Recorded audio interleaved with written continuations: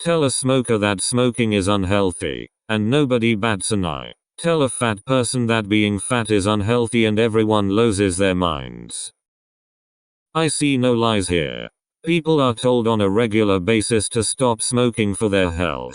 However, when a person is told to lose weight for their health, it's fat phobia. These same people will get mad at anyone who mentions how unhealthy their lifestyle is. Then they will cry about thin privilege, and slow metabolism, and whatever else. None of that changes the fact that being obese is unhealthy, and losing weight is the perfect solution. Hey, guess what? I'm officially death fat now, says the nurse at my endocrinologist's office. She used the term morbidly obese, but whatever. Honestly, I don't care. To reiterate what I've always said, I love how I look, but I hate how I feel. Chronic pain, chronic fatigue, and I love my body, no matter what, because it's mine, and it's beautiful, and it's doing its best. Well, that got dark. I find it interesting that this person has enough logic to know that being morbidly obese can very well lead to an early death. However, all logic disappeared from this post as I continued to read. So it's okay to be on your way to an early death, as long as you love your body with what little time you have left. Yes, that is what is important. I'm not lucky that I'm thin. I'm privileged to exist in a smaller body in a society that values thinness. This was clearly not created by a thin person. Things we need to normalize. Let's just start at the beginning of this mess. 1. Women eating more than a man. Wrong. Even if you take a man and woman of the same height and weight, there's a very good chance that the man will still burn more calories. The male and female bodies are very different. Most males typically have less body fat than females. Males also typically have more muscles than females, and muscles burn fat. Even if you take an active male and female of the same height and weight, chances are the male recommended caloric intake will be higher than the females.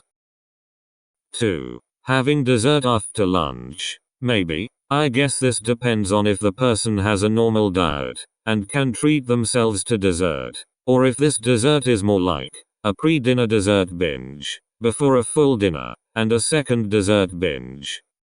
3. Changing your views on nutrition. Correct. Most people have incorrect views on nutrition.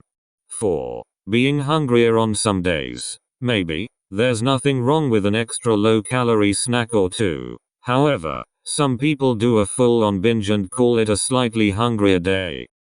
5. Having clothes in multiple sizes. I'm going to say between maybe and wrong. Most people have different size clothes because different bands fit different. However, if you have multiple sizes because of some yo-yo diet that you keep doing, that's definitely not a good thing. 6. Eating frosting from a can. What? Do people actually do this? The sugar alone from one entire can. Wrong. All wrong. The fact that we're getting a Cruella anti-hero movie before an Ursula anti-hero movie is fat phobia. I will not be taking further questions at this time. This random comparison could literally be made about any movie with a non-overweight lead actor or actress. Disney has many classics, which I'm sure they will continue to try and recreate over the years. Chances are, a Cruella movie would be cheaper to recreate than an Ursula movie, due to the many graphics and designing needed for an underwater movie. Or maybe the producer or director is a bigger fan of 101 Dalmatians, and wanted to do that project instead. Whatever the reason, not everything is an attack on the precious fat positivity club. If a university does not have fat-friendly seating, then fat students are paying the same tuition, but not receiving the same education. Wrong. Regardless of how comfortable someone may or may not be in a standard size seat, that does not change the quality of education received by all students sitting in the same classes. Instead of taking accountability, they would rather blame the school for not supplying expensive seats that an extremely small portion of students may prefer. Pizza night on a diet. I love this post. A lot of times, people misunderstand what is meant by making lifestyle changes. When it comes to diets, a major change to your daily diet does not mean that you can never eat food that you enjoy. It means finding healthier alternatives to foods you already enjoy, and treating yourself every now and then. The pizza for the lower calorie meal could have a cauliflower crust, rather than a regular pizza crust. The healthier pizza also looks like it has a lot more vegetables as a topping, with less cheese, versus the other pizza. The larger calorie meal has a regular soda, whereas the healthier meal has a 0-calorie soda. Even the dessert of ice cream shows Ben & Jerry's. Most of their ice cream flavors have hundreds more calories in a pint than a pint of Halo Top ice cream on the healthier side. When trying to lose weight, someone does not have to go to the extreme right away.